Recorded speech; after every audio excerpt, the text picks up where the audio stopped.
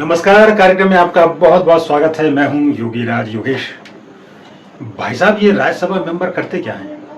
जी हाँ, यही टॉपिक है आज के वीडियो का। अभी हमने देखा पूरे देश में 2 दर्जन से ज़्यादा राज्यसभा सदस्यों के लिए चुनाव हुए। मध्य प्रदेश से भी 3 सीटें रिक्त थी, उनके लिए चुनाव हुए। अब इन सब में एक महत्वपूर्ण बात आती है। अक्सर लोग ये सवाल करते हैं कि ये राज्यसभा मेंबर करते क्या हैं। जैसे लोकसभा सदस्यों का एक संसदीय क्षेत्र होता है, तो क्या इन राज्यसभा सदस्यों का भी क्या कोई संसदीय क्षेत्र होता है? ये अपने क्षेत्र के लिए जवाबदेह होते हैं? ये किसके लिए जवाबदेह होते हैं? ये किसका प्रतिनिधित्व करते हैं? ये राज्य का प्रतिनिधित्व करते हैं, क्षेत्र का प्रतिनिधित्व करते हैं, या राष्ट्र का प्रतिनिधित्व करते हैं? ये क्लियर होना बहुत आवश्यक है, क्योंकि अक्सर ये लोग सवाल पूछते हैं कि ये राज्यसभा सदस्य जो हैं मध्य प्रदेश के कोटे से हैं और मध्य प्रदेश के लिए कभी कुछ काम करते ही नजर नहीं आते। तो एक बड़ा महत्वपूर्ण वीडियो है ये। और एक बात यह है कि चूंकि राज्यसभा सदस्यों के कार्य, उत्तरदायित्व और अधिकारों को लेकर संविधान की पुस्तकों में बहुत कुछ कहा गया है।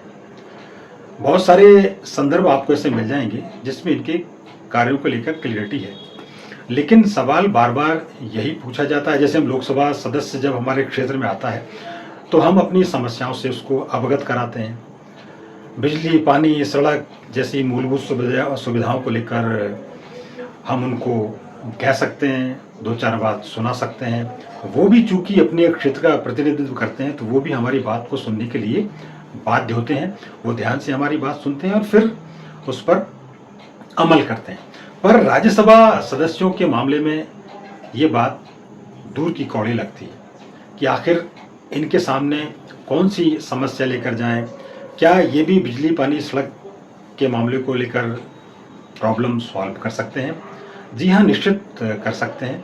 इनकी अपनी सीमाएं हैं, इनकी अपनी मर्यादाएं हैं और अपने विवेक के अनुसार ये इन सब चीज़ों पर ध्यान दे सकते हैं। लेकिन बार बार बात यही आती है कि चूंकि इनको लोकसभा सदस्यों के भांति वेतन, भत्ते, सुविधाएं ये सब मिलती हैं, लेकिन ये अपने क्षेत्र में कभी दिखाई नहीं देते।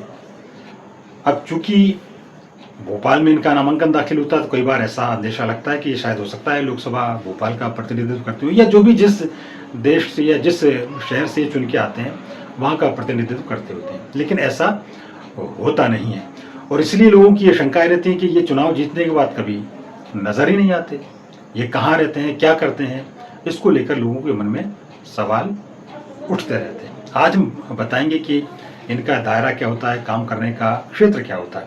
वास्तव में राज्यसभा सदस्य जो हैं वो किसी विशेष क्षेत्र का प्रतिनिधित्व नहीं करते जैसे कि लोकसभा सदस्य करते हैं, लेकिन ये राज्य का प्रतिनिधित्व करते हैं। और इनका जो मुख्य काम है, बेसिकली ये राज्यसभा के सदस्य होते हैं और राज्यसभा को हाउस ऑफ एल्डर्स भी कहा जाता है, मतलब वरिष्ठ जनों का ये सदन कहा जाता है, ये उच्च सदन कहा जाता है।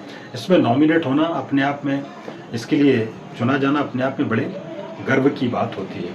आमतौर पर जो अपने विषय के विशेषज्ञ होते हैं, जिस क्षेत्र के स्पेशलिस्ट होते हैं, वहाँ के सदस्यों को सरकार चुन के राज्यसभा में भेजती है ताकि वो अपने क्षेत्र का प्रतिनिधित्व वहाँ कर सकें। मुख्य काम इन सदस्यों के क्या है? इनके मुख्य काम है सदन की कार्रवाई का संचालन करना, चर्चा में भाग लेना, डिबेट में भाग लेना, संशोधन प्रस्तुत करना और कानून बनाना। ये इनका सबसे बड़ा काम है। कोई भी कानून, पहले बिल आता है लोकसभा में, लोकसभा से पारित होता है, फिर राज्यसभा में आता है, चर्चा होती है, फिर वहाँ से पारित होता है, फिर राष्ट्रपति जब इस पर हस्ताक्षर करते हैं तब वो कानून बन जाता है। तो इस मामले में राज्यसभा सदस्यों की बड़ी महत्वपूर्ण भूमिका होती है। कोई भी कानून बिना राज्यसभा के बन नहीं सकता। कुछ लिमिटेशंस जरूर है राज्यसभा की, जैसे फाइनेंस संबंधी जो मामले होते हैं, वित्त संबंधी जो मामले होते हैं, वो राज्यसभा में नहीं आते। बाकी अधिकांश मामले में इनका हस्तक्षेप होता है। तो ये एक मोटा मोटा मैंने आपको इसका जानकारी दी। विस्तृत वर्णन तो किताबों में मिल ही जाता है, गूगल पर भी आप सर्च करके इनके बारे में जानकारी प्राप्त कर सकते हैं। लेकिन ये मैंने छोटा सा सवाल इसलिए उठाया कि लोग अक्सर ये पूछते हैं कि ये कभी क्षेत्र में दिखाई क्यों नहीं देते। तो चूंकि इनका कोई क्षेत्र होता नहीं, इसलिए क्षेत्र में दिखाई नहीं देते। ये स्टेट का प्रतिनिधित्व करते हैं, राज्य का हित, राज्य के लाभ इनके लिए प्रमुख होते हैं। अब दूसरा सवाल ये आता है कि जब राज्यसभा के सदस्य चुने जाते हैं तो कई बार ये होता है कि जैसे मध्य प्रदेश से जो राज्यसभा सदस्य चुना जाता है वो कोई ज़रूरी नहीं कि वो मध्य प्रदेश का मूल निवासी हो। किसी भी प्रदेश का मूल निवासी मध्य प्रदेश से या किसी अन्य प्रदेश से चुना जा सकता है। जैसे यदि हमारे मध्य प्रदेश में कई दक्षिण राज्यों के सदस्य हैं जो वहाँ के मूल निवासी हैं, लेकिन मध्य प्रदेश से वो चयनित किए गए। अब सवाल ये उठता है कि इनका एक प्रमुख कार्य है राज्यों के हितों का संरक्षण करना। अब जब ये राज्यों के हितों के संरक्षण की बात आती है तो ये क्या अपने मूल प्रदेश के हितों का संरक्षण करेंगे या जिस प्रदेश से चुने गए उसका संरक्षण करेंगे? तो इसमें कई बार ये होता है कि वो जब सांसद निधि का उपयोग करने वाली बात आती है या अपने अधिकारों का उपयोग करने वाली बात आती है तो स्वाभाविक तौर पर उनका झुकाव अपने मूल प्रदेश की तरफ होता है। अब चूंकि राज्यसभा सांसदों को भी जो सांसद निधि मिलती है वो लोकसभा सदस्यों की तरह ही मिलती है, तो एक लमसम बजट होता है। तो जब उस बजट को खर्च करने की बात आती है तो अक्सर ये राज्यसभा सदस्य जिस प्रदेश के वो रहने वाले हैं वहाँ अपनी सांसद निधि का उपयोग करते हैं, क्योंकि कोई इसका ऑडिट तो होता नहीं कि आपने इस निधि का उपयोग कहाँ किया। सिंपल सा आप बता दीजिए, वही मान्य हो जाता है। अब ये सवाल मैं इसलिए उठा रहा हूँ कि मध्य प्रदेश में अभी जैसे हमारे यहाँ से राज्यसभा सदस्य थे दिग्विजय सिंह जी, अब वो रिटायर हो गए। उन्होंने एक बार अपनी सांसद निधि का उपयोग 20 लाख रुपए छत्तीसगढ़ को दे दिए। अब चूंकि वो तो ना उनसे छत्तीसगढ़ का उनका कोई उनका वास्ता है वहाँ से, वो तो मध्य प्रदेश के मूल निवासी है। मध्य प्रदेश के लिए सांसद निधि का उपयोग होना चाहिए, लेकिन ये इन राज्यसभा सदस्यों के अधिकार का मामला है। वो कहीं भी इस राशि का खर्च कर सकते हैं, अपनी विवेक के अनुसार किसी भी मद में ये स्पेंड कर सकते हैं। लेकिन मूल प्रश्न तो यही है ना कि जिस प्रदेश से आप आते हैं यदि वो राशि का उपयोग वहाँ हो तो ज़्यादा बेहतर होगा। तो ये बहुत सारे छोटी छोटी जो बातें हैं उनको लेकर अक्सर लोग सवाल करते हैं कि निधि का उपयोग भी उस राज्य के लिए हो, किसी विशेष क्षेत्र के लिए हो, या कोई 2, 4, 5 बड़े काम ये राज्यसभा सदस्य अपने प्रदेश के लिए ऐसे कर दें कि जो दिखाई दें, लोगों को लगे कि नहीं हाँ हमारे प्रदेश का ये प्रतिनिधित्व करते हैं और उन्होंने हमारे प्रदेश के लिए ये किया। क्योंकि अक्सर ये सवाल किया ही जाता ना कि आप साहब 6 साल राज्यसभा के सदस्य रहे, आपने क्या किया। और अब तो ये हो गया, जैसे मैंने आपको जिक्र किया कि ये वरिष्ठों का सदन कहा जाता है, लेकिन अभी हमने देखा कि कई नए युवा लोग राज्यसभा के लिए चयनित कर लिए गए।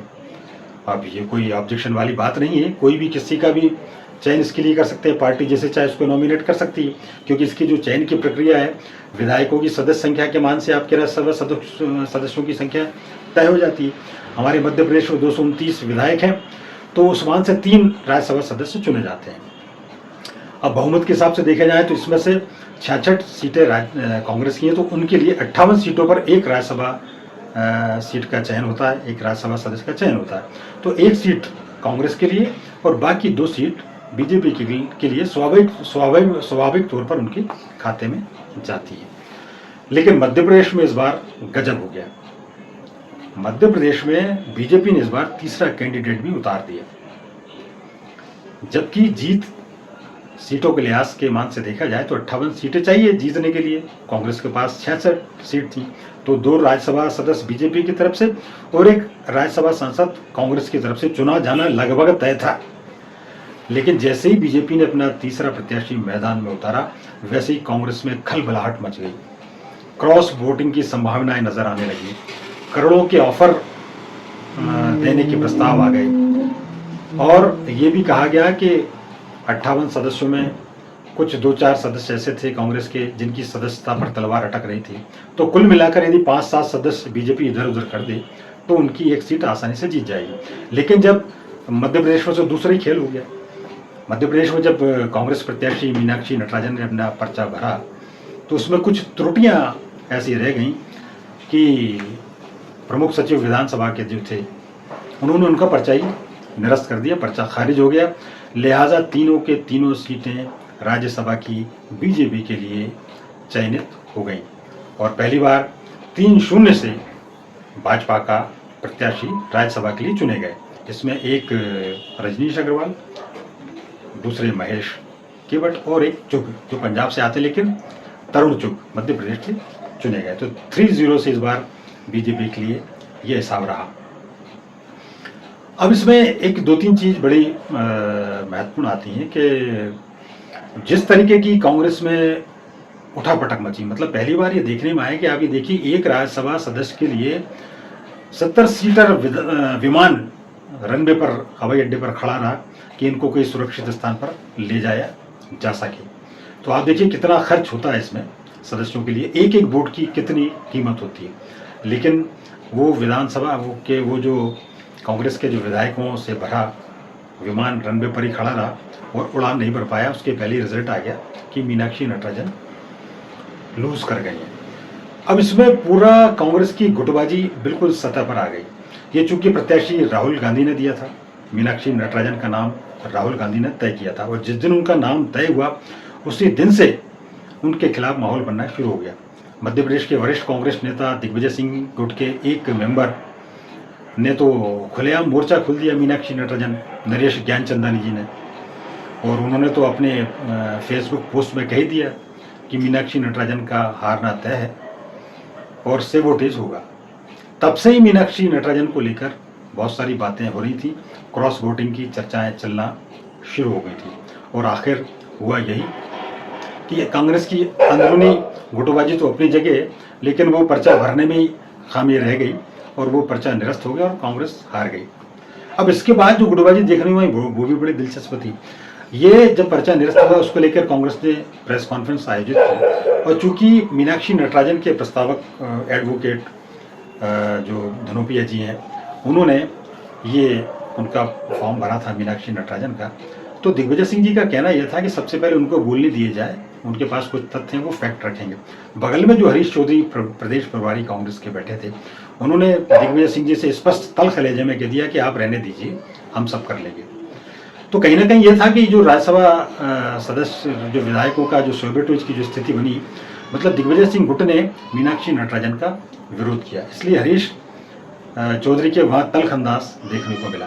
इसके बाद उसी समय जब जीतू पटवारी ने मंच पर ही जब दिग्विजय सिंह को बोलने के लिए आमंत्रित किया, माइक देने की कोशिश की, तो दिग्विजय सिंह ने साफ इशारा कर दिया कि मैं नहीं बोलूंगा, बाद में बोलूंगा। मतलब दोनों नेताओं के बीच तलखी स्पष्ट तौर पर देखी गई, दोनों के बीच गर्मा गर्म बहस भी देखी गई। तो कहने का अर्थ है कि कांग्रेस की अंदरूनी गुटबाजी एक बार फिर सामने आ गई। इसके अलावा फिर एक घटनाक्रम हुआ। जीतू पटवारी ने, प्रदेश अध्यक्ष जो है कांग्रेस के हैं, उन्होंने एनएसयूई के प्रदेश अध्यक्षों को टास्क दिया कि आप ये जो मीनाक्षी नटराजन जो हारी हैं, ये एक तरह से लोकतंत्र की हत्या है और इसको लेकर प्रदर्शन करना है हर जिले में। तो 22 ऐसे एनएसयूई के प्रदेश अध्यक्ष हैं जिन्होंने जीतू पटवारी के इस निर्देश को माना ही नहीं और उन्होंने धरने प्रदर्शन में भाग ही नहीं लिया। अब उनको कारण बताओ नोटिस जारी किए गए। तो अंदाज लगाइए कि मध्य प्रदेश में कांग्रेस की क्या स्थिति है। तो ये मैंने कांग्रेस का एक व्यू आपके सामने देने की कोशिश की कि कांग्रेस अपनी वजह से पर्चा निरस्त तो हुआ ही हुआ, वो पर्चा यदि सही भी होता तो गुटबाजी की वजह से हार थी। ये एक दूसरा मसला है। लेकिन अब आप ये देखिए कि जो मैं बार बार जो बात कर रहा था कि जिम्मेदारी फिक्स होने चाहिए इन राज्यसभा सदस्यों की, कि ये इतना बड़ा पद इनको मिलता है, लेकिन ये इनकी सांसद निधि के दुरुपयोग को लेकर चर्चाएं अक्सर होती हैं। सांसद निधि का उपयोग ये कहाँ कर रहे हैं उसको लेकर चर्चा होती है। तो एक स्पष्ट नीति बननी चाहिए। और दूसरा, भाजपा के पॉइंट ऑफ व्यू से देखा जाए तो आजकल ऐसे ऐसे लोगों को इस सदन में भेजा जा रहा है जो नए नवेले हैं। ऑब्जेक्शन उनके नए नवेले युवा होने पर नहीं है, लेकिन चूंकि वो वरिष्ठों का सदस्य है, वहाँ अनुभवी लोग जाएंगे तो वो बात अपनी अच्छी तरह से रख सकेंगे। जहाँ तक कानून बनाने की बात है, अब सवाल ये भी आता है कि जो 3 सदस्य रिटायर हुए राज्यसभा के लिए, अभी उनसे यदि पूछा जाए कि आपने कौन से कानून बनाए राज्यसभा सदस्य के तौर पर, कौन से कानून में संशोधन किया, क्या आपने सुझाव दिए, तो वो सदस्य जवाब नहीं दे पाएंगे। इसलिए ये बड़े महत्वपूर्ण काम होते हैं, इसलिए इनकी जिम्मेदारी फिक्स होनी चाहिए कि आप किस आपकी तरफ से क्या इनपुट राज्यसभा की सदन के लिए रहा, ये जिम्मेदारी तय होनी चाहिए। इनको वेतन भत्ते जो मिलते हैं, करीब 4-5 लाख रुपए इनको महीने का वेतन भत्ते के रूप में मिलते हैं, इनका क्या होता है? सांसद निधि जो करोड़ों रुपए में मिली, उनका क्या होता है? इन सब के बारे में एक ऑडिट भी होना चाहिए। और भाजपा की तरफ से खासतौर पर या कांग्रेस की तरफ से भी देखा जाए तो ये जो आप सदस्यों को भेजते हैं, कहीं से भी एक सदस्य आपने उठाया, मालूम पड़ा कि वो लाइमलाइट में कहीं किसी कोने में पड़े हुए थे, आपने उनको उठाया और एकदम से राज्यसभा सदस्य बना दिया। ऐसा देखने में आ रहा है कि राज्यसभा भी जो है बीजेपी के अनुषंगिक संगठनों का एक संस्था बनकर रह गई है। आप नए नवेलों पर दाव लगा, इसमें किसी को कोई दो राय नहीं, लेकिन एक अच्छे बेहतरीन स्पीकर के तौर पर आप अपने सदस्यों को वहाँ भेजें। अब मध्य प्रदेश में जो भाजपा की तरफ से चुने गए महेश केवट, कुछ साल पहले वो पार्टी विरोधी गतिविधियों के तहत भाजपा से बाहर कर दिए गए थे, उनको वापस लाया गया और राज्यसभा जैसे सदस्य उनको भेज दिया गया। अब इस पर कोई ऑब्जेक्शन तो कोई कर नहीं सकता, लेकिन सवाल तो खड़े ही होते हैं। आप तो किसी को भी भेज सकते हैं, लेकिन ऐसे लोगों को चुने जो निर्विवाद हैं। एक आपने नए युवा चेहरे रजनीश अग्रवाल पर दाव लगाया, निश्चित तौर पर वो अच्छे नेता हैं और ऐसे कार्यकर्ताओं को मौका मिलना ही चाहिए। लेकिन अब चूंकि राज्यसभा की सदस्यता के लिए जरूरी उम्र ही 30 साल है, तो 30 साल से नीचे के आप ले नहीं सकते। यदि 25 साल कर दी जाए तो हो सकता है 25 साल का नया लड़का भी राज्यसभा के लिए चुना जा सकता है। बहरहाल आप चुने किसी को भी, लेकिन बेहतरीन लोगों को आप चुन के ले जाएं, अनुभवी लोगों को वह चुनकर ले जाएं तो ज़्यादा बेहतर होगा। अब एक चीज़ का एक बड़ा इंटरेस्टिंग वाक्य की तरफ मैं आपका ध्यान दिला के इस वीडियो को एंड करूंगा। किस्मत का क्या कनेक्शन है, आप देखिए इस राज्यसभा चुनाव में मध्य प्रदेश की तरफ से क्या ज़बरदस्त किस्मत का खेल हुआ। तारे सितारे जब आपके बुलंद हों तो आप फर्श से अर्श पर पहुंच सकते हैं। यही हुआ महेश केवट के साथ। मैंने आपका जिक्र किया कि कुछ दिनों पहले उनको पार्टी से निष्कासित कर दिया गया था, और अब आप देखो उनके सितारे बुलंद हुए, उनकी किस्मत चमकी, दोबारा से वो मतलब राज्यसभा सदस्य के लिए वो चुन लिए गए। वही रजनीश अग्रवाल के साथ हुआ। ये तो एक आम कार्यकर्ता थे, उनको तो उम्मीद भी नहीं थी कि मेरा चयन राज्यसभा सदस्य के लिए हो जाएगा, लेकिन किस्मत चमक गई रजनीश अग्रवाल जी की, और वो भी इसके लिए चुन लिए गए। अब किस्मत का दूसरा सितारा भी आप देखिए, मीनाक्षी नटराजन का तो कोई दोष ही नहीं था, वो तो बेचारी अपने घर में बैठी हुई थी, उनको तो उम्मीद भी नहीं थी। अचानक राहुल गांधी ने उनके नाम का डिक्लेरेशन कर दिया, वे आई, आला कमान का आदेश था, उन्होंने पार्टी के लिए पर्चा भरा। अब किस्मत देखिए, वो पर्चा ही निरस्त हो गया। तो इसको ये कहते हैं अपयश का भागी होना। मतलब जब आपके सितारे गर्दिश में हो तो आपको अपयश भी मिलता है। हालांकि यश अपयश विधि हार ये सब ऊपर वाले के हाथ में। आज आपको अपयश मिला, कल यश भी मिलेगा, लेकिन ये किस्मत का बड़ा जबरदस्त कनेक्शन है कि एक अच्छा आप ये देखिए, वो तीसरी जो सीट थी वो तो मीनाक्षी नटराजन को जीतना ही था, और महेश केवट के जीतने के कोई चांस ही नहीं थे। लेकिन किस्मत और भाग्य महेश केवट का बुलंद था, मीनाक्षी जी की किस्मत इस मामले में थोड़ी ठीक नहीं थी। मीनाक्षी जी जीतते जीतते हार गई, और वे हारते हारते जीत गए। अब एक जाते जाते एक किस्मत उनकी भी कि जो कांग्रेस के जो विधायक जो पहली बार उड़ान भरने की तैयारी कर रहे थे, रनवे पर जिनका विमान खड़ा था, पिकनिक मनाने जा रहे थे या कर्नाटक जा रहे थे, उनको पंडित ने किसी ने बताया कि जून के महीने में आपको हवाई सुख प्राप्त होगा। तो हवाई सुख प्राप्त हुआ, हवाई जहाज में बैठ भी गए, चार्टर प्लेन में बैठ भी गए, लेकिन हायरी किस्मत हवाई यात्रा उनकी किस्मत में नहीं थी, वो नहीं कर पाए।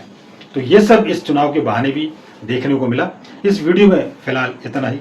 आपको ये वीडियो पसंद आया है तो लाइक करें, शेयर करें, हमारे चैनल को सब्सक्राइब करना ना भूलें, साथ ही बेल आइकन को प्रेस करें ताकि हमारे नए वीडियो से संबंधित नोटिफिकेशन आपको मिलते रहें। अगली बार फिर किसी नए विषय के साथ आपसे बातचीत होगी, तब तक के लिए आगे दीजिए नमस्कार।